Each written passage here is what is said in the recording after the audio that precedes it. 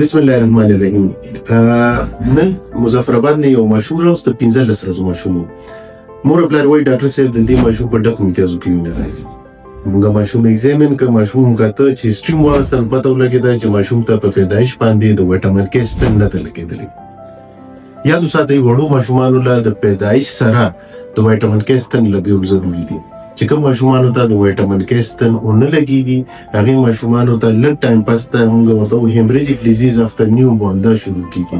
په دې کې ماشوم ته په ډکو امتیازو کې تشو امتیازو کې د نوم نه پوزې نه خولې نه بلیډینګ کېدی شي وینه راتلی شي.